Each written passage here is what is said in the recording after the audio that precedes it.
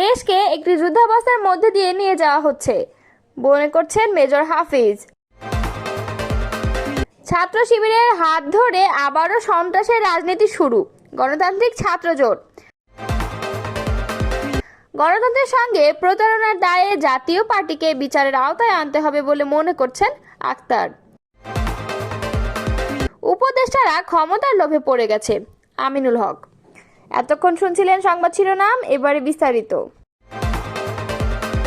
জাতীয় পার্টিকে গণতন্ত্রের সঙ্গে দীর্ঘ প্রতারণা করার অভিযোগে বিচারের আওতায় আনার দাবি জানিয়েছেন জাতীয় নাগরিক পার্টির সদস্য সচিব আক্তার হোসেন।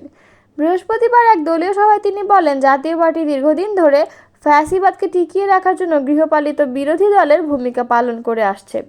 এনসিপির এই নেতা বলেন, প্রতারণার সঙ্গে বাংলাদেশের জনগণ আর সম্পর্ক রাখবে না।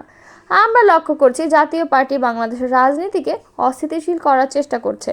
জাতীয় পার্টির ভূমিকাকে কেন্দ্র করে তিনি বলেন, আওয়ামী লীগের কার্যক্রম যেভাবে প্রশ্নবিদ্ধ নিষিদ্ধ করা হচ্ছে, ঠিক তেমনি পাতানো নির্বাচনে প্রতারণামূলক অংশগ্রহণ করে গণতন্ত্রকে ধ্বংস করায় জাতীয় পার্টিকে বিচারের আওতায় আনতে হবে।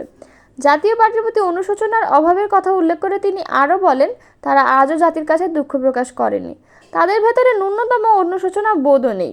তিনি স্পষ্টভাবে বলেন, যারা স্বেচ্ছায় এখনও জাতির কাছে ক্ষমা প্রার্থনা করে নাই, তাদেরকে বাংলাদেশের রাজনীতিতে প্রাসঙ্গিক করে তোলার কোনো মানে হয় না। জাতীয় পার্টি হোক বা আওয়ামী লীগ, গণতন্ত্র ধ্বংসের দায়ে সবাইকেই জনগণের সামনে জবাবদিহির আওতায় আনতে হবে। অন্তর্বর্তীকালীন সরকারের উপদেষ্টারা ক্ষমতার লোভে পড়ে গেছে বলে মন্তব্য করেছেন বিএনপির কেন্দ্রীয় ক্রীড়া বিষয়ক সম্পাদক, ঢাকা মহানগর উত্তর বিএনপির আহ্বায়ক আমিনুল হক।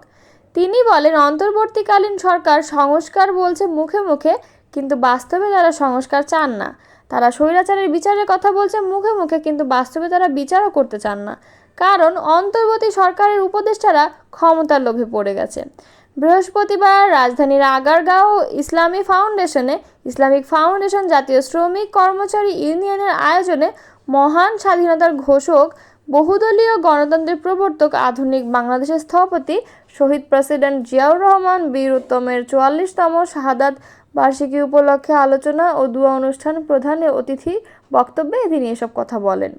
এ সময় আমিনুল হক বলেন, দীর্ঘ ৯ মাসে আমরা দেখেছি অন্তর্বর্তীকালীন সরকার সংস্কার ও স্বৈরাচারের বিচারের অজুহাতে নির্বাচন না দিয়ে ক্ষমতাকে দীর্ঘমেয়াদী করে রাখার পায়তারা করছে। তারা সংস্কারের কথা বললেও ন্যূনতম কোনো সংস্কার আমরা দেখছি না। স্বৈরাচারের বিচারের কথা বললেও উল্টো তারা রাষ্ট্রের বিভিন্ন প্রতিষ্ঠানে স্বৈরাচারের দোসরদের আশ্রয় দিয়ে রেখেছে। গণমাধ্যমে স্বৈরাচারের পক্ষে যারা বড় বড় কথা ও গলাবাজি করছে, তারা এখনও পর্যন্ত বহাল তবিয়তে বসে আছে। তাদেরকে রেখে কিভাবে সংস্কার করা সম্ভব, কারণ তারা নিজেরাই ক্ষমতার লোভে পড়ে গেছে।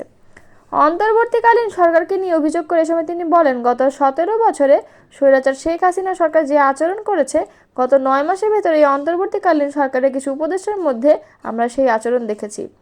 এ সময় অন্তর্বর্তী সরকারকে উদ্দেশ্য করে আমিনুল হক আরও বলেন, আপনারা ভুলে যাচ্ছেন স্বৈরাচার শেখ হাসিনা যেভাবে পালিয়েছে, হয়তোবা স্বৈরাচার শেখ হাসিনার ১৭ বছর লাগছে, আপনাদের এত বেশি সময় লাগবে না।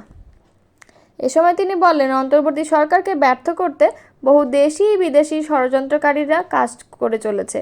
যেহেতু আমরা আপনাদেরকে সমর্থন দিয়েছি, আমরা দৃঢ়ভাবে বলতে চাই, বিএনপি সবসময় এই সরকারের সাথে রয়েছে বলে কোনো ষড়যন্ত্র অন্তর্বর্তীকালীন সরকারকে ব্যর্থ করতে পারবে না।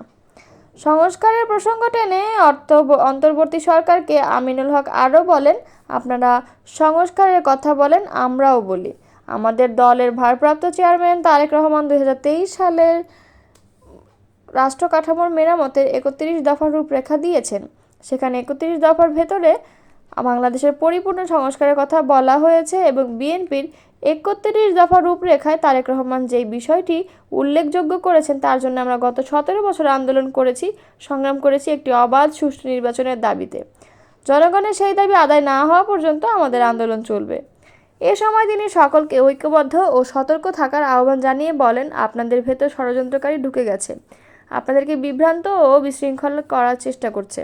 কোনো ধরনের বিভ্রান্তি ও বিশৃঙ্খলাকে প্রশ্রয় দেওয়া যাবে না।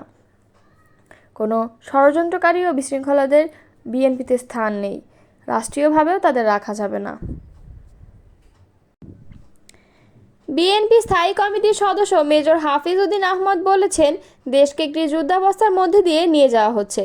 বাংলাদেশ আন্তর্জাতিক ষড়যন্ত্রের গৃহভূমি হতে চলেছে। যারা ক্ষমতায় আছে তারা গণতন্ত্র দিতে চায় না, নির্বাচনের কথা বলতে চায় না। বৃহস্পতিবার রাজধানীর রমনা ইঞ্জিনিয়ার্স ইনস্টিটিউশন মিলনায়তনে বিএনপির প্রতিষ্ঠাতা ও সাবেক রাষ্ট্রপতি জিয়াউর রহমানের ৪৪তম শাহাদাত বার্ষিকী উপলক্ষে আলোচনা সভার আয়োজন করে বিএনপি। সভায় বিশেষ অতিথি হিসেবে দেওয়া বক্তব্যে এসব কথা তিনি বলেন।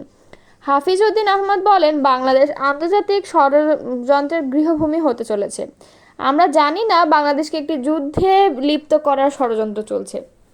তিনি বলেন, সরকারের পররাষ্ট্র উপদেষ্টা বলেছেন, আরও কিছু নেতা বলেছেন মানবিক করিডোর দিতে হবে। কিসের জন্য? জনগণের জানার অধিকার নাই? তিনি বলেন, সেনাবাহিনীর প্রধান বলেছেন ডিসেম্বরের মধ্যে নির্বাচন দিতে হবে। সামরিক বাহিনীর প্রধান চান নির্বাচন, আর যারা ক্ষমতায় আছে সিভিল একটি অন্তর্বর্তীকালীন সরকার, তারা গণতন্ত্র দিতে চায় না, নির্বাচনের কথা বলতে চায় না। তিনি আরও বলেন, সংস্কার করার একমাত্র অধিকার নির্বাচিত জনপ্রতিনিধিদের।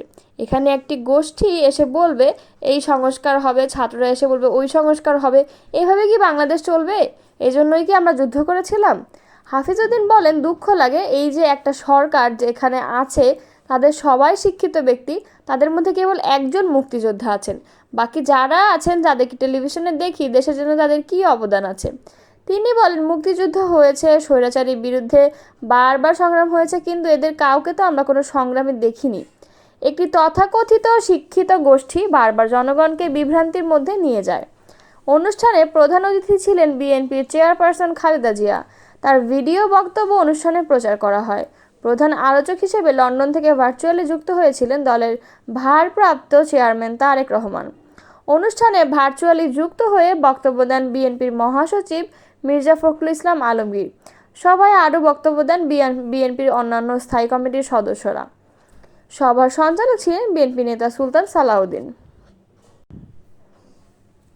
ছাত্রলীগ বিতাড়িত হওয়ার পর ছাত্র শিবিরের হাত ধরে আবারও এদেশে সন্ত্রাসের রাজনীতি শুরু হচ্ছে বলে অভিযোগ করেছে গণতান্ত্রিক ছাত্র জোট। বৃহস্পতিবার বিকেলে এক সংবাদ সম্মেলনে এ অভিযোগ করা হয়। চট্টগ্রামে গণতান্ত্রিক ছাত্র জোটের শান্তিপূর্ণ কর্মসূচিতে হামলার প্রতিবাদে চট্টগ্রাম মেট্রোপলিটন সাংবাদিক ইউনিয়ন কার্যালয়ে সংগঠনের জেলা শাখার উদ্যোগে এ সংবাদ সম্মেলনের আয়োজন করা হয়। শাহবাগ বিরোধী ঐক্যমঞ্চ নামধারী ইসলামী ছাত্র শিবিরের ন্যাক্কারজনক হামলা চালায় বলেও এ সময় জানানো হয়। সংবাদ সম্মেলনে লিখিত বক্তব্য পাঠ করেন গণতান্ত্রিক ছাত্র জোটের কেন্দ্রীয় সহসভাপতি অ্যানি চৌধুরী। তিনি বলেন, গত কয়েকদিনে